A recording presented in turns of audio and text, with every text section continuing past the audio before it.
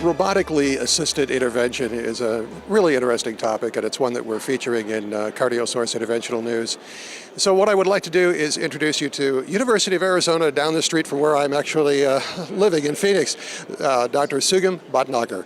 And let's talk a little bit about, first off, the group of people you're specifically looking at using a little robotics. Yes, so this poster is about a combination of technical approach using robotics as well as multivessel stenting for patients who suffer with multivessel coronary artery disease.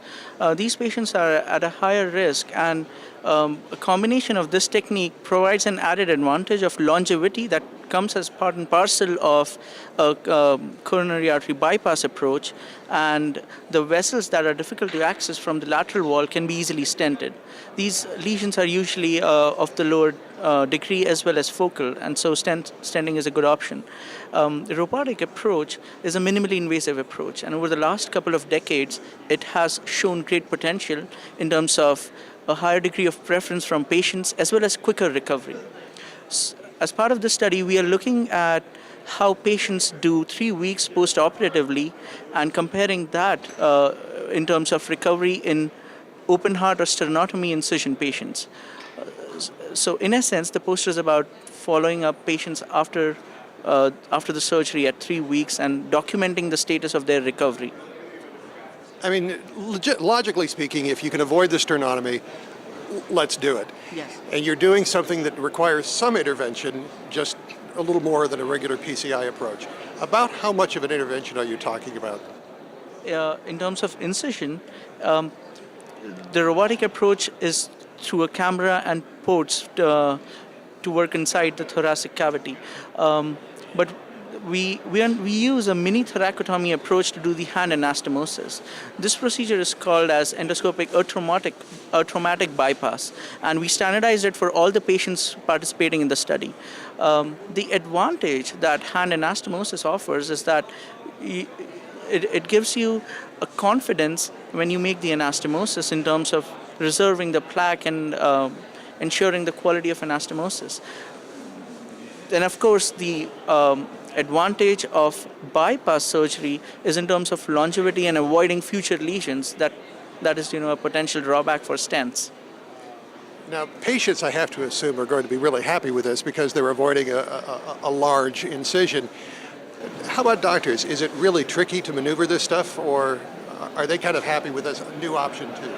Well, so there are two ways to look at it. Historically, if you see, the syntax trial clearly implied that bypass surgery is a superior option to PCI,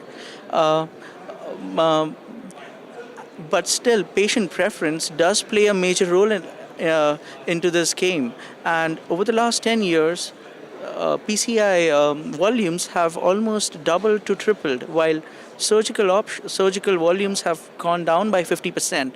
So there is this trend that is a part of minimally invasive transition in interventional approaches.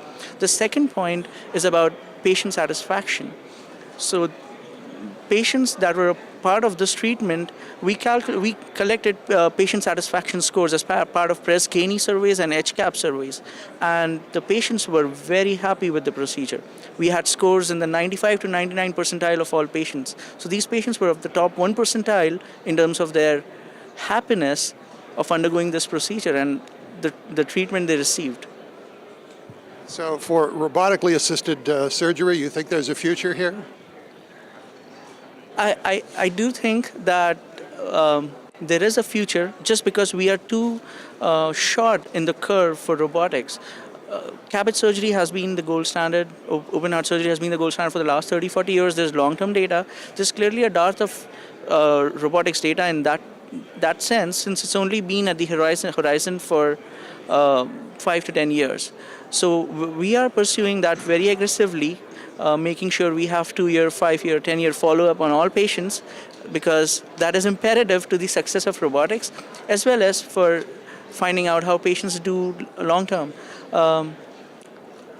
It's definitely a controversial topic, and I believe robotics has great potential, And it's not just about how patients do, but also in terms of technology. 20 years back, if you go 20 years back and you talk about computers where you would have a computer on your palm, it would be you would be touted insane. But now cell phones can do almost everything you want that a computer can. So it's 10 years down the line, robotics could offer a lot more than it does right now. It would have a lot of acceptance. Learning curves would be shorter, and there would be much better outcomes. Well, you can see more about robotic interventions in CardioSource Interventional News, and I'm Rick McGuire.